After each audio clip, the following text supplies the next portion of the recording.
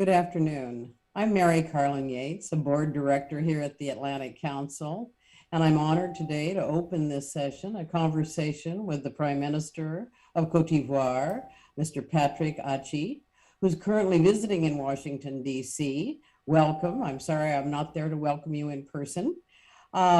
We are happy to host the Prime Minister to the Atlantic Council studios, and this is part of the Africa Center's high-level conversation series. You know, we've had a number of eminent guests on this series, including President Macky Sall from Senegal, my dear friend, President of Ghana, Nana Akufo-Addo, the NSC's Dana Banks, the UN Ambassador, Linda Thomas Greenfield, as well as Congressman Greg Meeks, also chair of the Foreign Relations Committee, and then Cote d'Ivoire's famous footballer, Didier Drogba.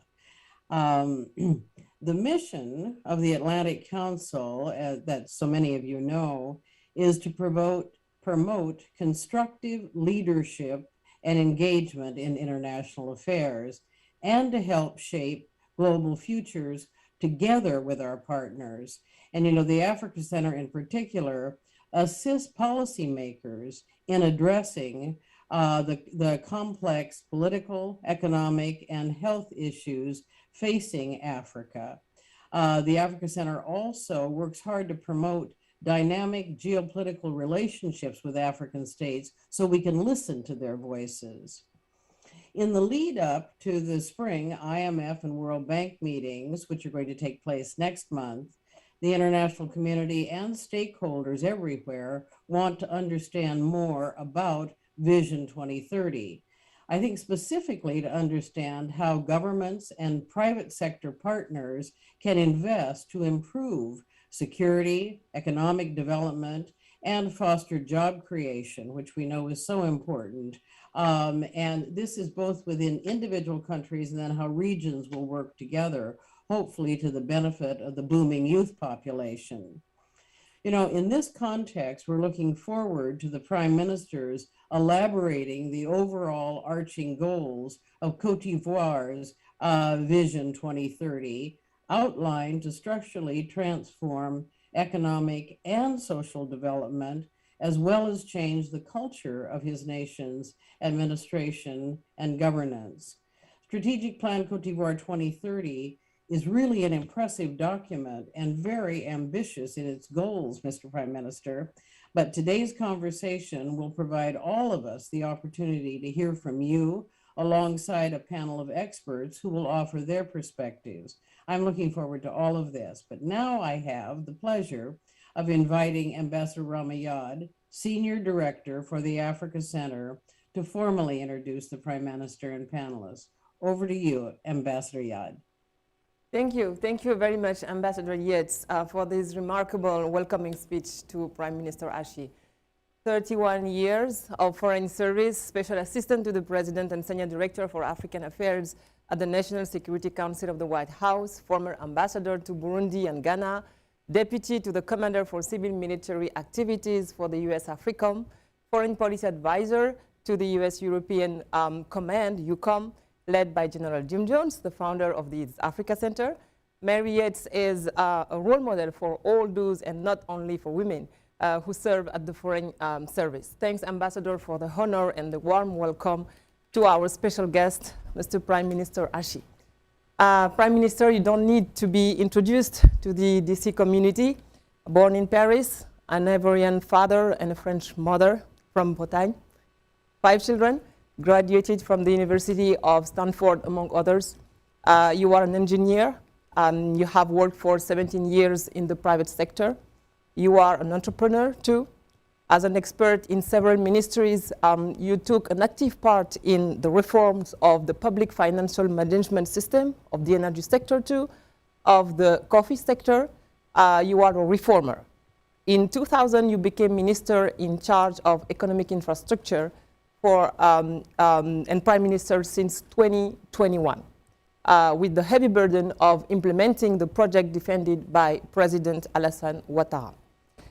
Prime Minister Achi, welcome to the Atlantic Council. We are live in our studios of Washington, D.C. And before we start, I would like to invite you to set the tone of this conversation by sharing with our audience, the D.C. community, what you have called the 2030 vision for Côte d'Ivoire, your roadmap. Thank you very much. Mrs. Ramayat, Director of Atlantic Council Africa Center. I'm truly honored and extremely pleased to address you at the Atlantic Council here today.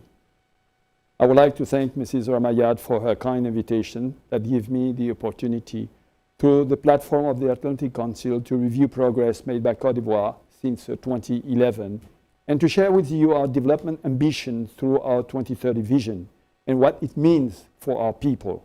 To you all, I express my deep gratitude for interest in my country and your determination to stand by Côte d'Ivoire and its people through sharing innovative ideas, knowledge, and expertise, and to support our quest for accelerated economic transformation and sustainable growth. Ladies and gentlemen, since 2011, Côte d'Ivoire has carried out major reform that has successfully re-established peace, stability, and security, and embarked the country on the path to rapid reconstruction, economic transformation, and social development, which have significantly improved the living condition of the population. Thus, under the leadership of President Alassane Ouattara, Côte d'Ivoire has undertaken important structural reform to improve the business environment and to make Côte d'Ivoire a true engine of West African economic growth, with a celerity praised by international community. Côte d'Ivoire is today one of the most dynamic economies in Africa and the world, with an average annual growth rate of 8% from 2012 until the pandemic hit. We've also been able to double GDP per capita over the last 10 years and reduce poverty from 55% in 2011 to 39% in 2018.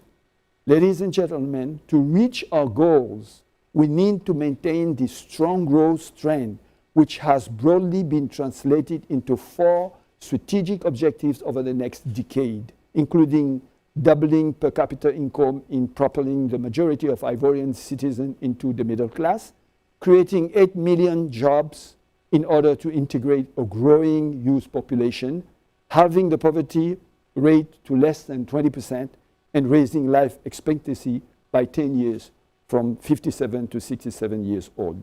The lesson learned from our own experience and from countries that were comparable to ours in the 60s and the 70s and that have leapfrogged countries such as South Korea, Malaysia, Vietnam, and Morocco, to name just a few, led us to propose a new strategy.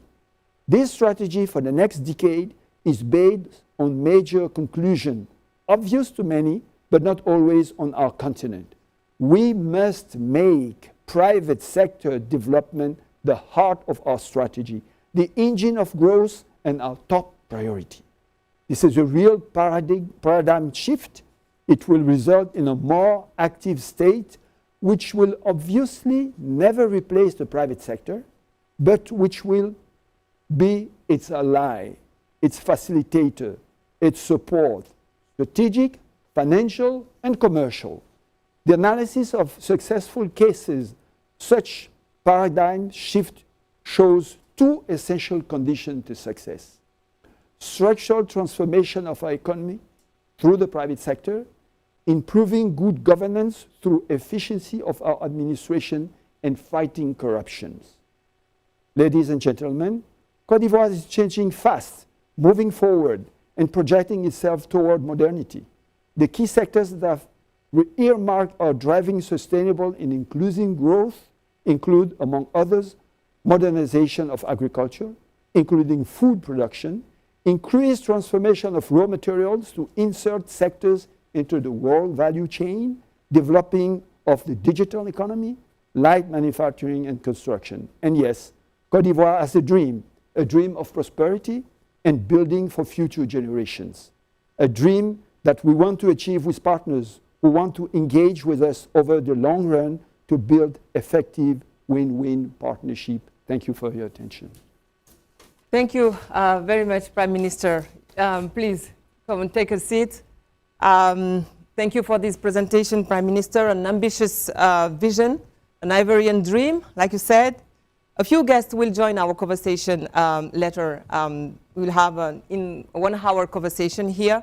But first, maybe we can have an exchange around a few questions. Prime Minister Achi, my first question is, you met Secretary Blinken since you are in DC, development institutions like the MCC, the World Bank, US private companies like US Chamber of Commerce, and even the African diaspora of the United States through the Constituency for Africa.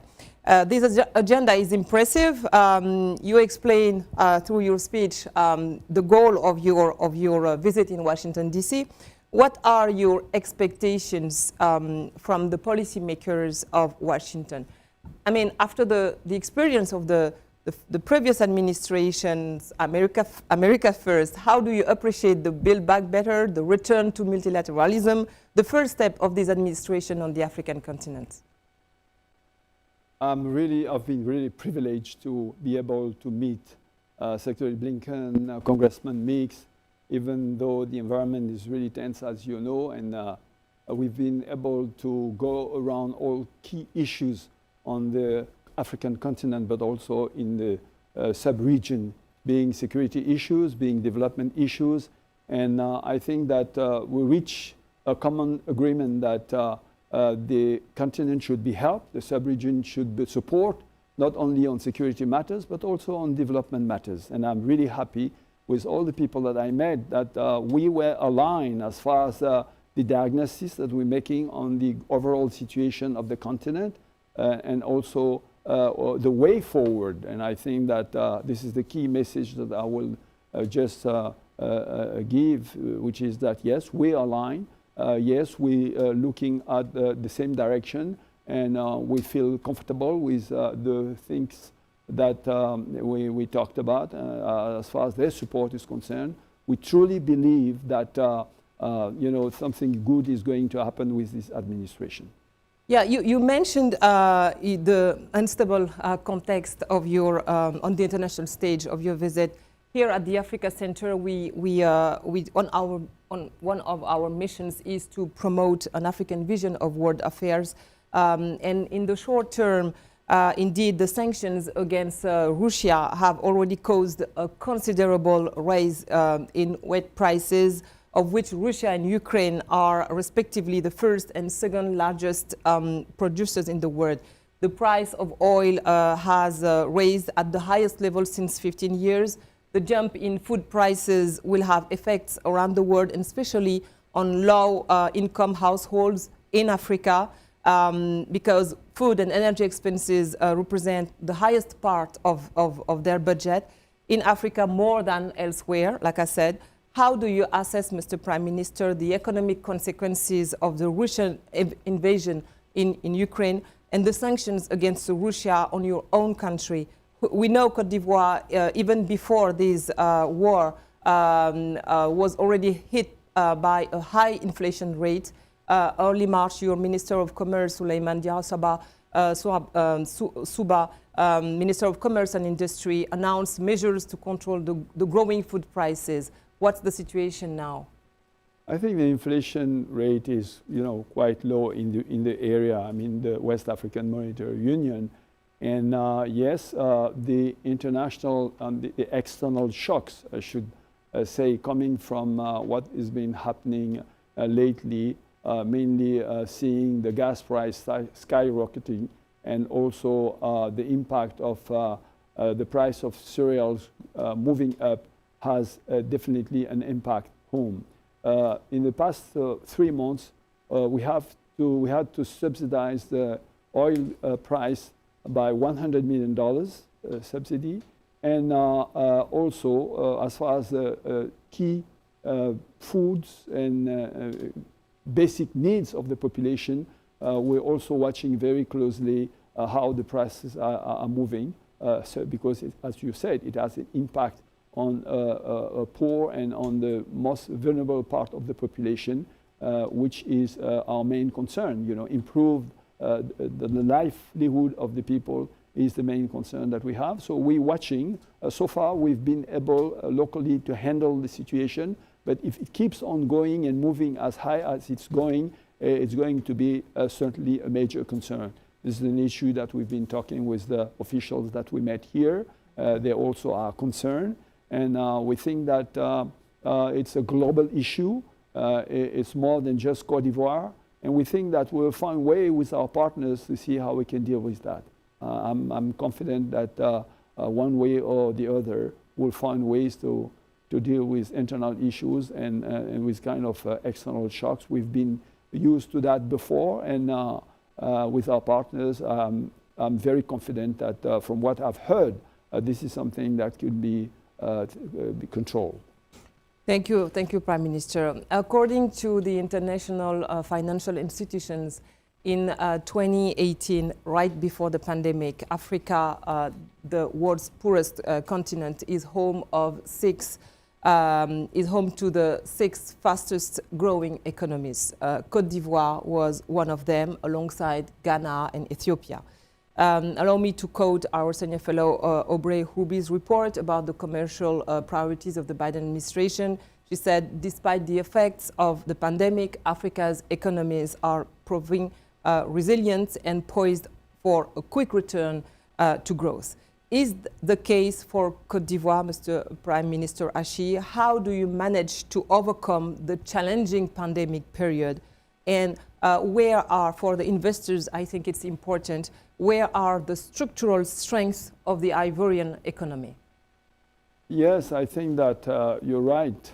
We've been doing great, and the performance that we've been able to reach on the past 10 years are remarkable, since we were able to reach an 8% growth rate from 2012, as I say, all the way through to 2019. And even in 2020, where most of the growth of most of the economies were negative, we were able to have a 2% growth. And now we're expecting that in the next coming year we might go as high as 7% growth. With the external shock now, we're still looking forward how it's going to hit us. But yet I think that we will be above 6%, and which is really good. And what we've just been we've been working on key structural reform to attract the private investment. We've been working on our commodities, mainly cocoa, as you know. We're the first world producer of cocoa. We're the first world producer of cashew nut. We're the 4th world producer of rubber. We're the first world producer of cola, so on and so forth. So agriculture was very strong. Our secondary sector also, the industrial sector, did really well. And the service grew up. The digital economies went really high. And all of these key sectors and good governance that we could have with the leadership of President Ouattara helped us reach these performances. And we expect that these should keep on going. And that's why we backtrack and started to think about what might be the biggest challenges that we'll have to face in the next coming 10 years, and take advantage of that to anticipate what are the key things that should be done, with whom we should do it, what are the basic reforms that we need to do, and all that, as I said, into 2030 a strategic plan that we are starting to implement right now. Impressive performances of Côte d'Ivoire on agriculture, and I would like Prime Minister Achi to stop there and insist maybe on the agriculture sector, one of the main levers of economic growth in many countries, such as Brazil or China, and one of the most important economic sectors in Africa, making up like 25% of the continent's GDP. Agriculture should then be at the heart of every, of the economic development. In sub-Saharan Africa, it provides work to 60% of the people, of the active population. Côte d'Ivoire, like you said, is a major agricultural producer, a world leader in the export of cocoa and cashew nuts. which offers opportunities for agribusiness. Your 2030 vision you just presented dedicates a large part to agriculture. And here I would like to continue this conversation by giving the floor to Julien Péquet, Washington and the UN correspondent for Africa Report and Jeune Afrique L'Intelligent.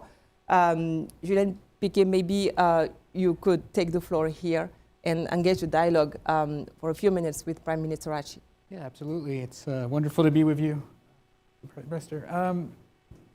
We talked about cocoa, of course, so important to your country's economy. Now, a few years ago, there were some tensions with some members of Congress over child labor, allegations that wasn't being addressed quickly enough by your country. I'm wondering, in your current visit, has that come up at all? What's the sort of American response to that sector?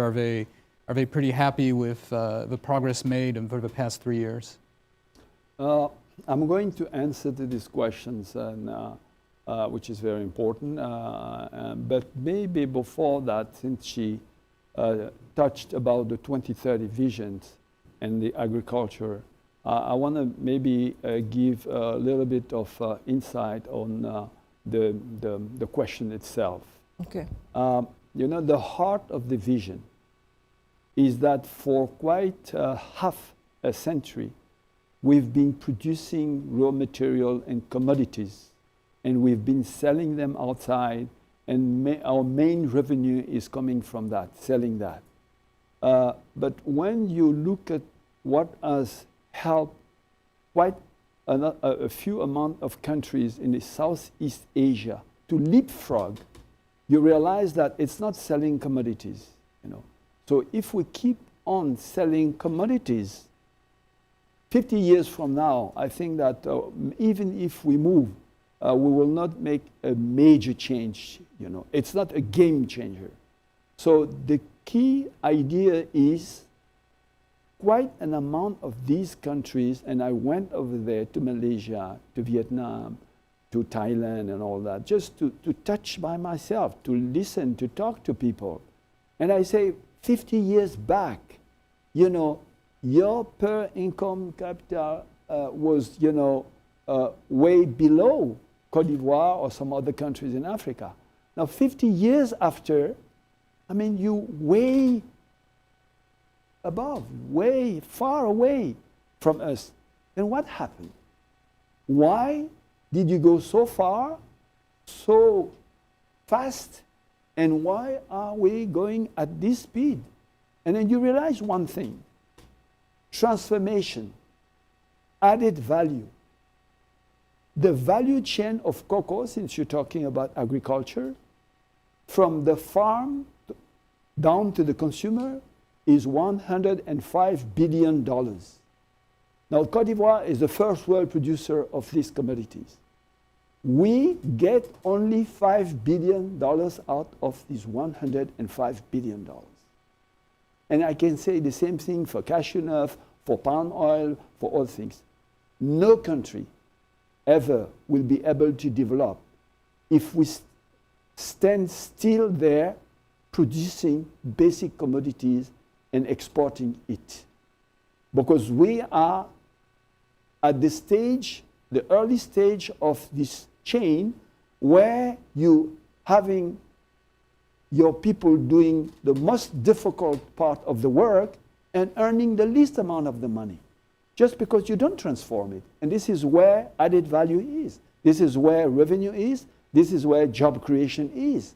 So if we do not move into transforming this product all the way, moving up the ladder of the value chain, then there's not going to be a game change. We're not going to leapfrog. Now, when you look at the population that we have, 77% of the population is age under 35. Half the population is age under 25. In 10 years from now, I'm going to have 10 million kids on my hand. If I do not know what to do with them, then I'm going to be in trouble. Because the root cause of all crises that you see is nothing else but a lot of kids that have no hope, that do not know what to do. Either they throw themselves in the hands of terrorists who give them a couple of bucks and a motorbike, or they just throw themselves in the ocean to find an illusion future in Europe. So the major issue is we have to start to develop the private sector, which is the one which is going to create jobs. The administration doesn't create jobs. The administration doesn't create revenue. Now we have to invest massively in social infrastructure. Education is one of them. Health is one of them. Access to transport is one of them. Access to housing is other them. And the head and the state is the one that is financing all that. Now, where do you get the money to reimburse the money you're borrowing to build all that? Added to all basic infrastructure for the social good living of people, you also have to invest in economic infrastructure, which is port, airport, railway, so that you have an enabling environment for the private sector to come. Now, when you add up all these financial resources that you need, you realize that then you're not going that fast on these investments to move the private sector fast enough to generate the revenue and create the jobs that you need. This is the dilemma, and we have to get out of the dilemma. And yet, very often, when people come, the question is asking you, what are you doing on health? What are you doing on education? What are you doing on housing? Yet, I want to do everything. I want the people to be fine. I want them to have a decent life. You take the 6, 7, 17, 20 years old kids, all of them have a smartphone. They can see what's going on in New York, Washington, D.C., and they want everything that is going in New York to happen in Abidjan, to happen in Dakar. We cannot turn the country from one day to the other to New York. You know, what has to be done need massive investment in basic infrastructure. So coming back to cocoa, yes, we're selling these crops, and naturally there's the issue that you raise about kids, child labor. No one ever wants his kids not to go to school and have his kids staying in a plantation to grow beans with him. So people are not doing that just because they want child labor or something like that. Normally, we have taken actions, to stop that, for a couple of years now, and it's been working quite well because we passed a law that makes it mandatory for all kids aged under 16 to go to school. So wherever you are, being in a field or in urban area, if you're less than 16 years old, you have to go to school. Your parents have to send you to school. You need not to be in a plantation. So I think that things have been moving, down the line quite positively. And I think as time goes by, this is something that's going to be eradicated. Sometimes what is happening is that schools are not as close to farm to allow kids to go, as they would like to go. But it's a very rare. Parents want the kids to go to school. They send them to school, and no one is really in favor of developing child labor. So I think that this is a phenomenon that is going to disappear in the next coming year. And I think that it will move also up the chain of labor in the world value chain. I say things, everything is going to change. When you add that to the fact that most of the kids, in the continent now, who are educated, even in high school, they don't even know how to work in plantation. They don't even want to do agriculture. And that's bring us to the modernization of agriculture. Now, if you do not use, selected seeds, if you do not use irrigation, if you do not use mechanization, if you do not use new technical of culture, then you don't have the yield you want to have, and you're not going to move forward. And modernization of the agriculture is one of the key areas we have to work. In many areas in Africa, yet we're producing a high quantity of product, but when you look at the way it's produced, it's not what it should be done in 2022. So we're going really to transform, and to modernize agriculture because you want the youth who are educated to be able to be modern farmers, small and medium-sized, farmers. But, I think that the issue of child labor is an issue that comes over and over again. But we are the biggest, fighter against that. And I think that in a couple of years, this is something that we're not going to talk about anymore. I'll come back to you, Julian. Just, I'd like to jump in your answer, Mr. Prime Minister Achi. What about their parents? I mean, the farmers. In this industry, of the cacao industry, we know that some farmers receive an extremely low income working in the cacao farms. Many of them earn less than $2 per day, an income that is below the poverty line. We know that, of course, the volatility in cacao is not the only reason why these incomes are so low. The farming methods, specific buying and hedging activities, explain large chocolate companies increase their profits. How can we have a balance between the incomes of these farmers, Ivorian farmers, and the profits from the companies? I think that it's been a subject and a matter of debate all along these past few years, and I think that a lot of American congressmen and people from the Senate, as you know, have thought about the issue and enter with the American industry in signing a protocol to say, we really have to address an issue, which is that we have to change the rules somehow. And it's very good, and really there's no word to thank them, which is the consumer now are the ones who are putting the pressure. And the consumer are saying, we do not want anymore to consume goods just because they have good quality, not just because it's we can afford it, it's cheap, but we are tightening up to this product ethical issues, moral issues. If these goods have been produced by child labor, we don't want to eat it. If this good is being produced with moving the deforestation, we don't want to eat that anymore.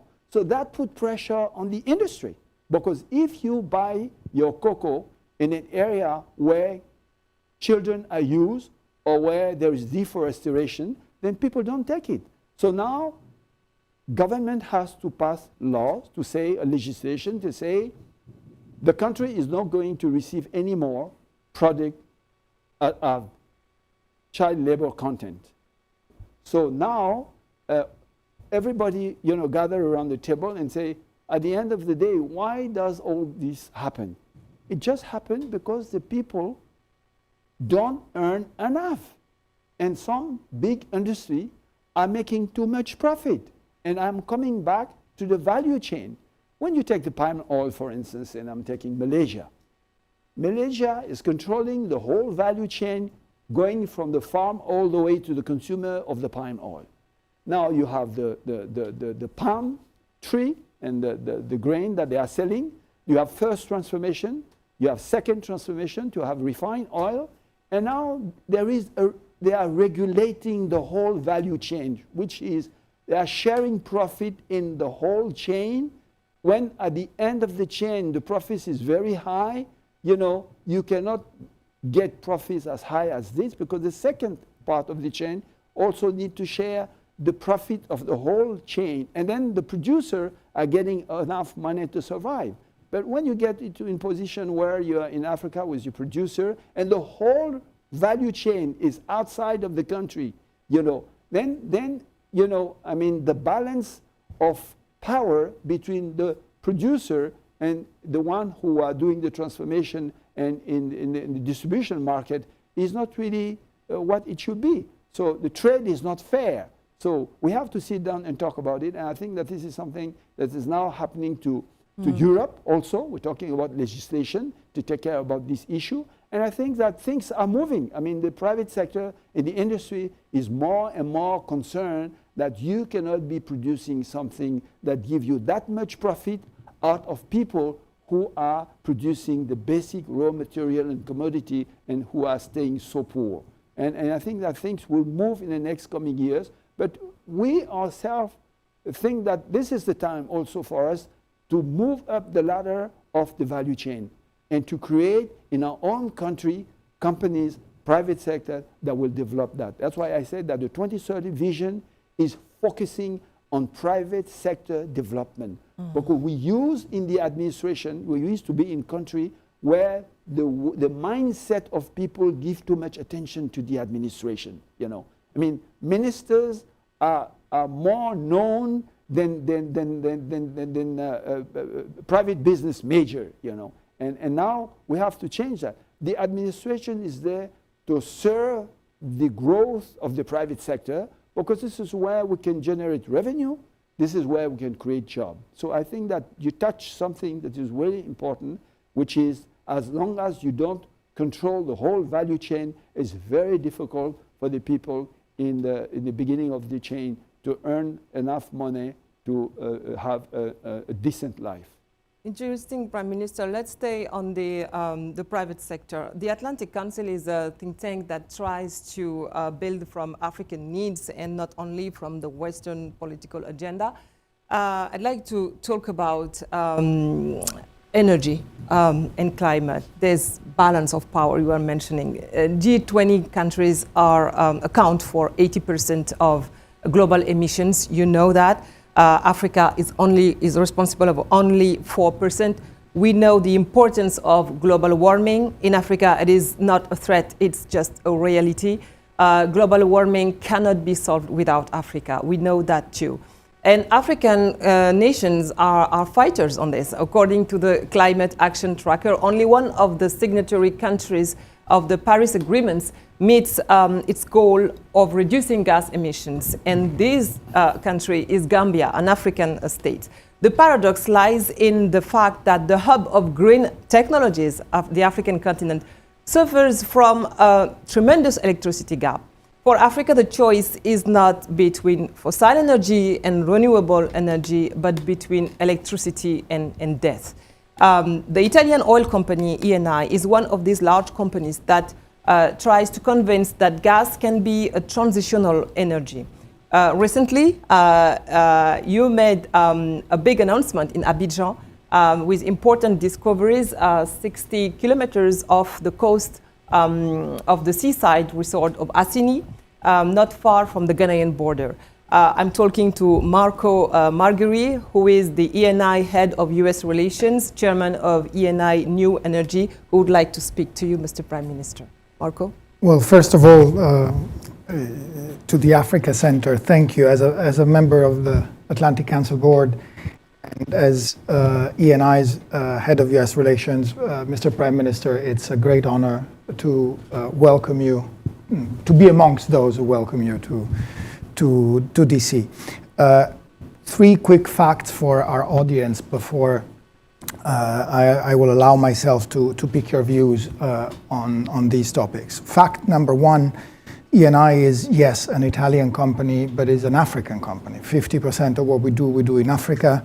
And we are the first player being relevant for 10 to 12% of African output, which we do, fact number two, with what we call a dual flag approach. We never are there just to export. We are there to invest in transformative projects as Baleine, the project in Côte d'Ivoire aims at being, transformative projects for the energy sectors of the country.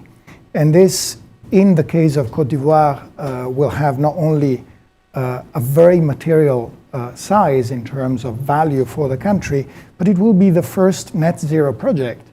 It will be the first example of how we can, moving to the transition, combine legacy energies and new technologies to make them more and more compatible with the Paris Agreement and with our commitment.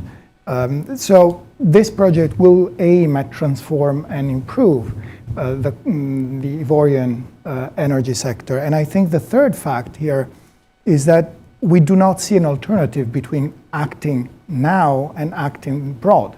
We don't see an alternative between providing Côte d'Ivoire and the other 14 African states where we are with energy and preparing the future. We have signed a memorandum in the last visit to the Ivorian leadership. We've signed a memorandum on building agricultural new crops for the energy transition, for building competencies and capacities in renewable energies, for working with the communities, for example, on clean cooking and develop nature-based solutions. So, Mr. Prime Minister, I think my question is obvious, and I know that I'm speaking to a person who is very well versed in electricity, amongst other things, because of your training.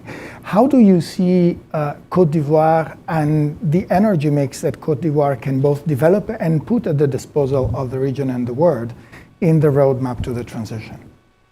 Thank you very much. I think it's a major issue. Environmental and climate change issues are of concern to our government, to our head of state, and our objective in 2030 is to have a 40-60% mixed between clean energy and fossil energy for producing electricity, mainly. Now, what you have to look is what are the alternatives that you have on fast-tracking the process. We all want to get there, and we understand that the impact on climate change is a major issue. As a matter of fact, in the month of May, we have the COP15, which will deal with fight against desertification that will be held in Abidjan, meaning that we are taking the lead on the fight against desertification because we can see on a daily basis how it damages, the country, the soil, the agriculture, and we cannot let that, go further.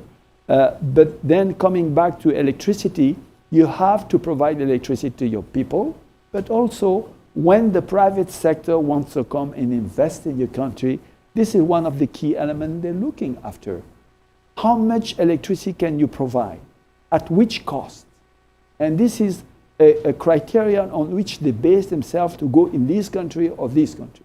Now, you have all these constraints. I'm telling you that I'll have 10 million kids 10 years now that have to be inserted in the professional environment. I have to find jobs for them. If I'm not able to have an environment where I can provide to the private sector what they need, it means I cannot grow, I cannot meet these key challenges.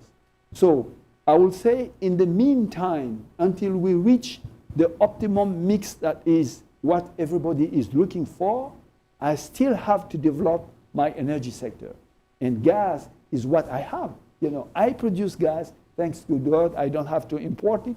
So I can access gas at a cheap price enough to be able to produce electricity at a cost that is attractive, to the private sector. So I will say, yes, we all have the same objectives. We all are fighting to save our planet. Now, at which speed each of us can go based on the constraint that each of us have. And I think that Côte d'Ivoire is really working really well on that direction because, we're working on solar energy. We're going to increase more and more our production in solar energy. We're working on hydro. We're going to produce more and more electricity in hydro. But we also, we'll be using gas in the next coming, years. But as we move forward, we will use it less and less, But, I think this is the issue. We are concerned. We are fighting for it. What we would like is that everybody does the same because we will go to very big meetings. People take commitment. We're going to get this money to these countries, this money to this country, and the money doesn't come. We are on our own to move and to move quick to meet the agenda. I think that if everybody plays the game the right way and meet their commitment, it's going to be much faster than what we think it is. As far as we are concerned, we think that we are doing great. We're really happy with what we're doing, and we're moving toward our objective to have the right mix on energy. Let's stay on the Gulf of Guinea, Mr. Prime Minister. We know how the business environment is important for investors, and Côte d'Ivoire has recently faced targeted attacks that clearly indicate that the Atlantic coast is not so far from the Sahel. the attacks of Grand Bassam. I had the opportunity to visit the site in 2017 when I visited your country, the attacks of Kafalo or Tehini. Here I would like to give the floor to my colleague Julian to continue this conversation about these security issues. Yeah, thank you so much. We've talked a lot about the economy, which is, of course, hugely important, but it is tied in with the security situation, notably in the Sahel. You know, as the ambassador said, it's been spilling over. I did want to ask you a little bit about that issue. One thing that really strikes me is that you were able to meet with Secretary of State Blinken, meet with Gregory Meeks, the chairman of the House Foreign Affairs Committee, during your visit. Even though there's so much focus right now on Ukraine, they have made the time to meet with you. So clearly, they think it's a very important partnership. And as you know, Congressman Meeks was just in your country actually.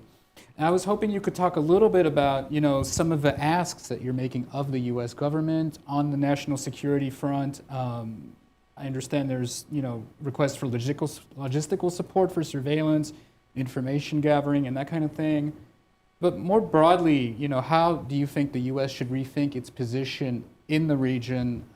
Geostrategically, you've seen the French repositioning away from Mali. You've seen rising tensions with Russia in the region. You've seen, as we mentioned, the persistent threat of piracy in the Gulf of Guinea. So can you talk a little bit about, the asks that you're making of the U.S. government, and also the flintlock exercises, which your country just hosted with the U.S. military and, associated African forces? All of that's happening all at once. Would love to get your thoughts on the security situation there. Yeah, thank you. I would like to take the opportunity to thank the U.S. government and Congressman Meeks, who was there with a couple of others back home when the Flint Rock operation was going on. They were able to see from the ground, what was going on. And I happened, as you say, to meet him in a couple of hours ago and talked about it to other officials that I met, like Secretary Blinken. And I think that we have the support of the U.S. government, and it is something that is really appreciated from my head of state for the Côte d'Ivoire and for the whole sub-region. As far as the security issue is concerned in the sub-region, for sure, if you want to develop your country, you want peace and security. This is, the primary, I would say, factors for people to come in and invest. And 3 of 5 neighboring countries, as you know, are facing, the issue of either military-run countries or Sahel terrorism issue to deal with. And on our up north borders, we have to be very, need to have a close attention to what's going on. So far, we've been, acting, quite well. Our military people have been doing great. We've had the help of not only our partners, American, French, other countries, but also the ECOWAS countries, all the coastal countries. We're meeting regularly to exchange intelligence information among ourselves and with our partners. And I think that at the end of the day, we think that the objective is to be able to defend yourself, and to have your military people well trained, to have the equipment so that you can defend your country against anyone who wants to attack, being terrorists, being whoever wants to attack your country. Then the issue is you need to be prepared for that. Things are coming sometimes so fast and so quick, and you have other agenda. You have the pressure of internal, as I say, to finance the development of the social infrastructure that your people need. You have to finance the economic infrastructure to attract the private sector. You have to deal with very key challenging issues. And at the same time, you have external shocks, like you just talked about the inflation, in the world. You're talking about, the issue of gas price, skyrocketing. You talked about the cereal prices, which will impact the resources that you should normally use to do all your investment. And on the top of that, you have to invest on military equipment, logistics. So yes, you need to see friends, people like the US, like France, to see how they can help you prepare yourself to do your work, which is to prevent your country from any attack coming from anywhere. And that's what we came for. And people, I think, receive our message, we think, 100%, and they guarantee that will give us the support. Now, the French has reorganized its army. They have not withdrawn, they have reorganized, meaning they are there, they're ready to help. Many other countries are helping because it's not just an issue of one country. There's a lot of resources to be put, and I think all these countries are talking to each other, are sharing information, and sharing also the kind of support they can give. If French give this kind of support, America gives this kind of support, and the other country give different support, I think that all support are welcome. But at the end of the day, you know, what I'm saying is that we should be organized to have the troop we need to have, train them, equip them, so that they can prevent the country from any terrorist attack or anyone who wants to disturb peace and security, which is, you know, a major concern to all of us. So yes, we've got support, and I think we're happy about it. We're going back home, and we hope things will be tightened, and then we will be able to maintain peace and security. You know, as you know, also in the country, there's one major issue. If you want to maintain peace and security, yes, military equipment and military actions are of importance, but it's not the only thing. The way people can get into your country very easily is through your own people. So if you're in your borderlines or you know, in all these areas, people do not have a decent life. They don't have access to electricity. They don't have access to water. They don't have access to job. Then, you know, they can be just, as I say, throw themselves in the hand of terrorists. So we have to invest heavily in this area so that the people have such a decent life that they will not themselves accept anyone to come and, you know, attack the country or do whatever else. This is the first thing to do. And the second thing is that, yes, we have to be military ready. And I think that we've been training our military people. We've been increasing our troops.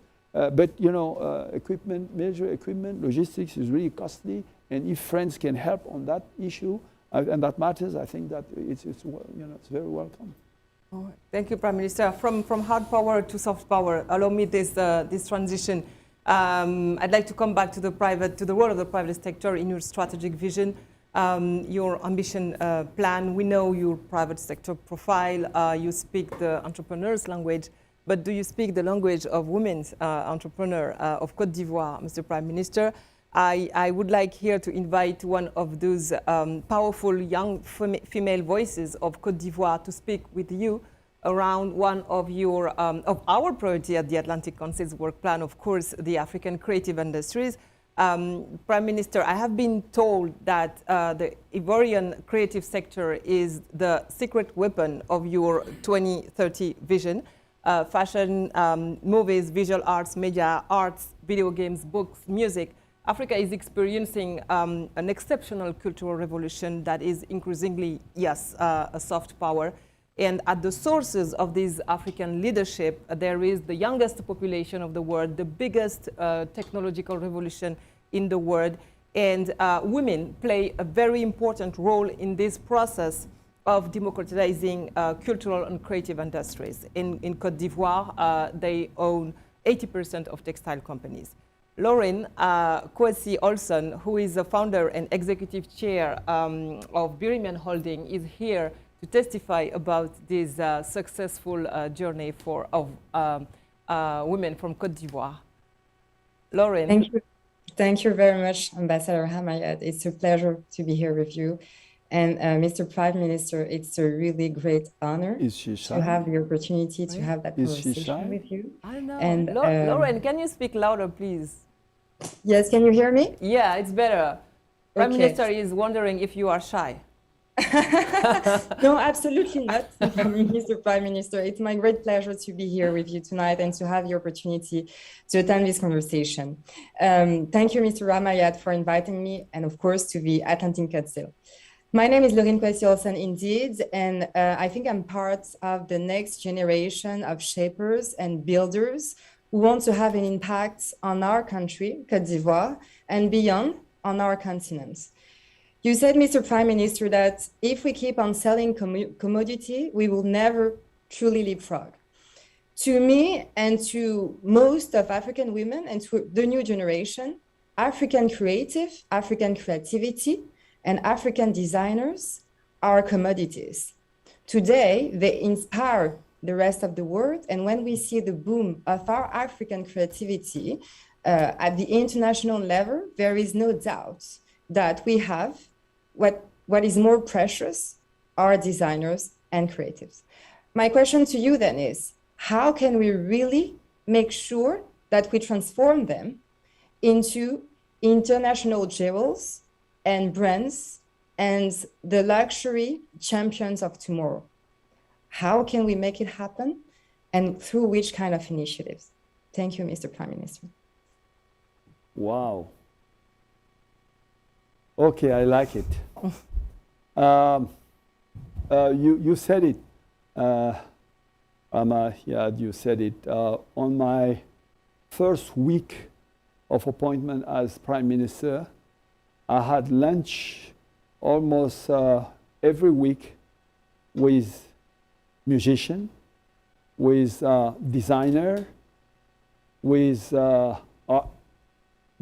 mainly most of the artists, and because I feel deeply inside myself, having grown in a rural area and then in an urban area, having gone through many different culture, that the root of, the talent that we have as creativity, as art in the continent is something that it's huge and it's untapped. And it's frustrating for me to go in some little places and see kids here and there and look at them and say, gee, these people are genius. And feeling that they might not be able to express this talent and be renowned. And I think that when you look at the creative and art industry in the world, we're talking about $1 billion market. And Africa is not getting a fair share of that because we are not able to maybe detect the talent at the early stage, give them the proper training, promoting them so that they become big stars. We're talking about Youssou N'Dour, we're talking about Alpha Blondy, we're talking about Magic System, we're talking about Pateo as a designer. There's many others. Côte d'Ivoire is just, a place where you have talented artists, designer, fashion, and then we're producing cotton. And do you know that we are exporting 95% of our raw cotton outside? We're not, and we import fabrics, which is not normal. So now the objective is, as I was saying, to get into the value chain of the world, to go and transform this cotton in order to be able to manufacture fabrics ourselves, to be able to produce garment, and we have this fantastic designer. Every time there's a conference in Côte d'Ivoire and these first ladies and ministers come from all over the world, of the continent, in Côte d'Ivoire, the first thing they ask is, I don't want to leave the country without buying something, from your country, And then I feel, and I was putting it forward when I was saying, the private sector is a growth of engine, but the private sector need to be helped, nurture, grow with the administration. You cannot have an administration with functionaries that are sitting somewhere that do not feel concerned with the issue of the private sector, but just waiting to collect tax, and have a private sector that is growing by itself, fighting every single day to access credit, to access training, to access market. It's too hard. They cannot achieve it by themselves. So I truly believe that we are the one, as a government, as a state, to get close to these people. At an early stage, not only in the city, but in the whole country, find a way to detect these talents, musician, artist, designer, and to train them, even to send them to Europe, to the US to be trained, and to help them, install, to help them get an access credit, to help them, get to the market, because, you don't go out in the market like that, So to become a big star, to become a big designer, you need someone to take your hands and to walk on with you all along the way. So our objective is, do not let the talent be wasted, because the loss is not only for them, it's for the whole country. And it's also, talking about economy, it's really, if we watch that very closely, that can account for quite an amount of the contribution of GDP. You look at Nigeria and look at the filmmaking process and Hollywood. 20 years back, no one would have thought that that was possible. So you have many areas like that where there's a huge potential, but the state has to consider this area as being one of the key sectors of growth and give it all the attention, and that's what we're going to do. Thank you very much, Prime Minister. We are running late, I know, but let's come back to the US, another land of cultural soft power, for a final exchange with about partnerships with the DFC, Development Finance Corporation, Mr. Prime Minister. A few years ago, before the pandemic, the Washington Post asked this question: is Ivory Coast seeing a second economic miracle? Stressing many different ways in which the United States involved itself in the Ivory Coast economic development, including the transfer of technical knowledge. I would like to know what remains of this cooperation with the United States, by giving the floor to a representative of one of the most important US development institutions, the Development Finance Corporation, Jesse Corradi, Managing Director at the DFC. Jesse, it's up to you. Great. Thank you, Ambassador. And Mr. Prime Minister, it's a distinct honor and privilege to be with you today. Thrilled to hear your remarks, especially around private sector creation. Job creation specifically is just such a key theme, and certainly a lot of what we do here at the DFC. If I may, I might just describe a bit more about what DFC does, and then that will lead into my question here. So the DFC is America's development finance institution. We're one of the newest government agencies with a mandate to partner with the private sector and to help to finance solutions to the most critical challenges facing the world today.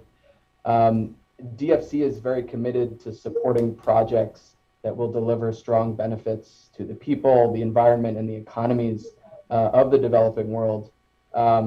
This includes investing in lower income countries and in projects that reach underserved communities, including women, refugees, indigenous people, people living in rural areas. And today, we're at the forefront of efforts to address the climate crisis, the COVID-19 pandemic, gender inequality, food insecurity, and the need for more modern infrastructure in the developing world. And you've touched on, I think, really all of these areas in your remarks thus far. My question for you is very specific, I think, to the work that DFC and others like us in the world can do. And I'm curious your view of how development finance institutions can best support the private sector, in particular in Cote d'Ivoire, and if there are specific sectors or segments of the economy that you think development finance institutions should really focus their efforts. Thank you for the opportunity to be a part of this conversation today. Thank you very much. That gives me the opportunity to maybe say things that you thought about, but that you might not want to raise, which is governance. I mentioned the fact that there's no way we can leapfrog if we don't give to private sector top priorities.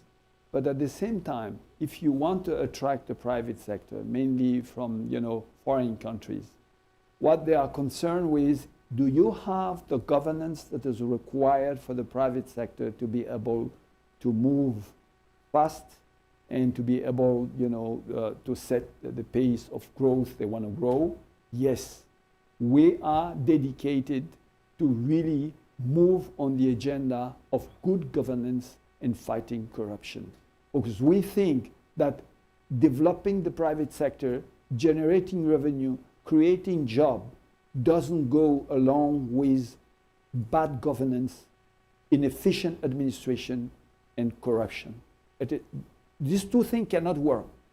Every single place we've been where people have been able to leapfrog, they have worked in these two fronts together, giving the attention the private sector need, having the private sector feel that they are partners, and having an administration that is efficient, that is reactive, that understand that the private sector is not there just to make profit, but without private sector, there's no country, there's no growth, there's no movement. The total global investment, to GDP in many of these developing, fast-track developing countries, it is around 20, 25, 30, out of which the part of the government, of the states, is just 5%. 20% of global investment to GDP, is made by the private sector.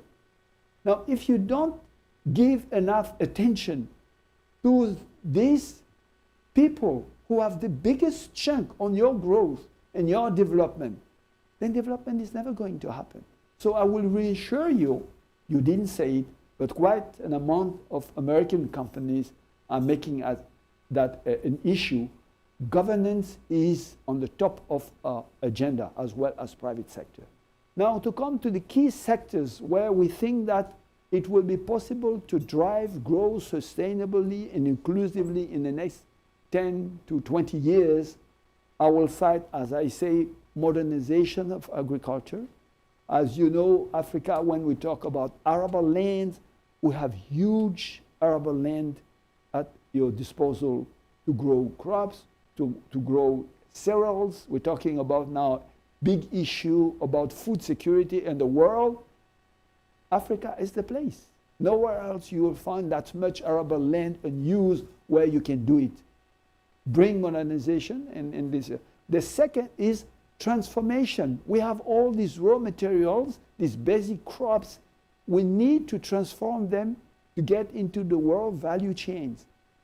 Just come there, the product has just there, the trees are there, you have your plant just under the trees, you just get them, you transform them, and then you make money, and then we create job, we take a part of the revenue, we grow, you grow.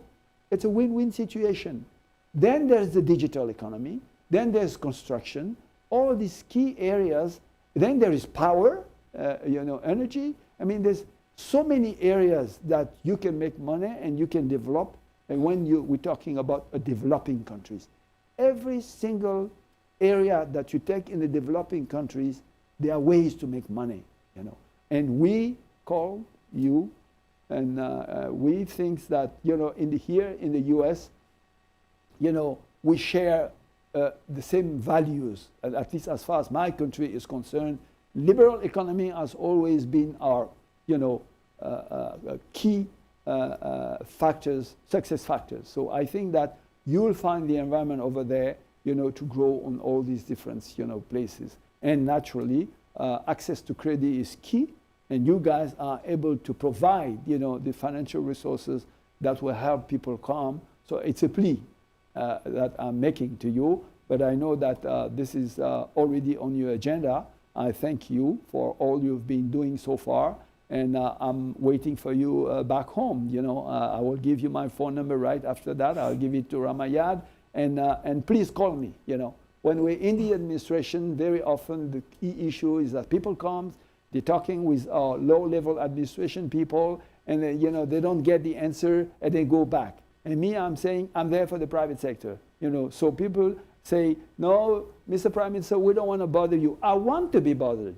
I want to be bothered because it's for the good, So please Thank you. bother me. Yeah, Thank you. I'm bothering you now, right Go now ahead, because go ahead. it's no time to. But I will share your phone number with Jesse. I Yes, promise. go ahead. No time to speak about my two other countries, France.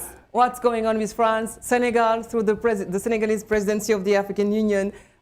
It has been such a pleasure to have you, such a privilege to have you, Mr. Prime Minister Achi, at the Atlantic Council. Thank you very much. Thank you to Julian, to Marco.